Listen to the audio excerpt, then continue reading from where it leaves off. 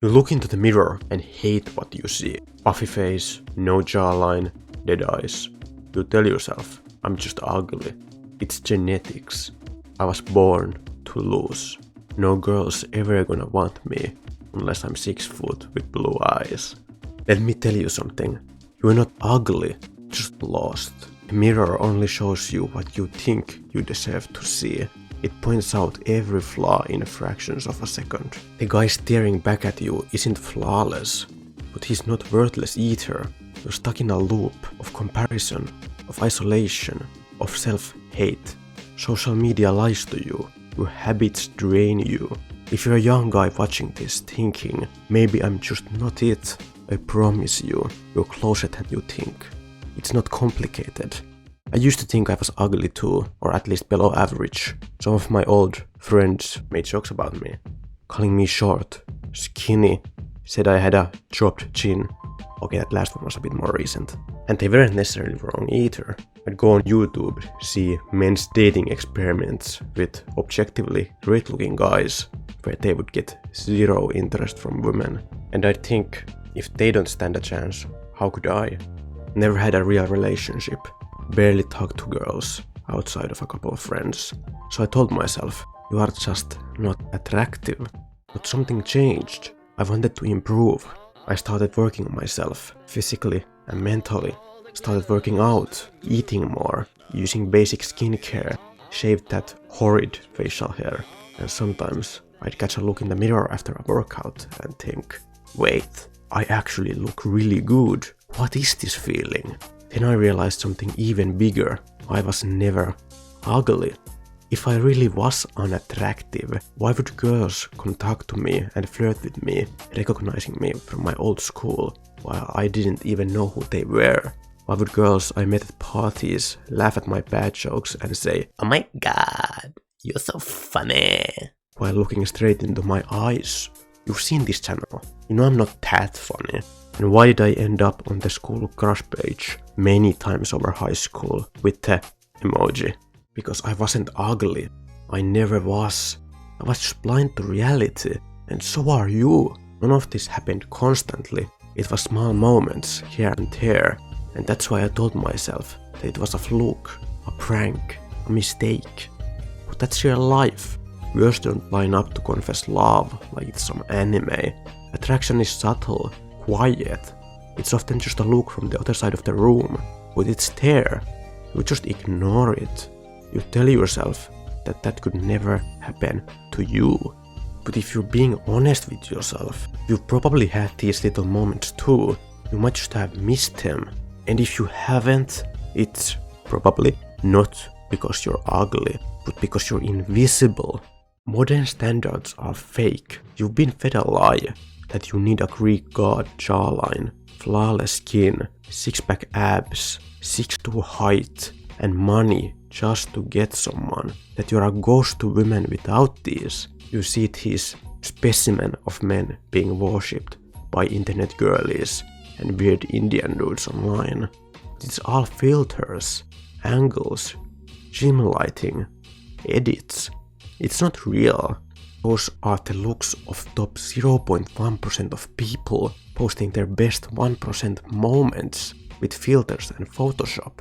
Even they're often uncomfortable about themselves and have body dysmorphia. You don't see the 99% of their life that's just normal. I've talked to girls about these standards in real life, like people in our friend groups, not some drunk club chicks. And the only physical requirements they've ever had are, he has to be at least a little taller than me, and he needs to be somewhat fit. Oh, but they're probably just lying. Then why do their boyfriends they got later on all fit into these? They're average built dudes who are average height, if not even shorter. These aren't those impossible standards you see online. And you aren't that burned up 5'2" balding Indian janitor either, even though he could still pull bro. You're just normal, antisocial. If you only live online, you'll think everyone else demands flawlessness from others. If you go outside and look around at school, take the bus, go to a park, sit in a cafe, you'll see normal people, even Gen Z couples, holding hands, doing PDA, too much PDA. Regular people dating, laughing, loving each other, and themselves. They're not perfect, they're not models, they're just there, present, alive, human. You've been tricked into thinking that love and self-love are for the elite. It's not. It's for people who are actually willing to be seen.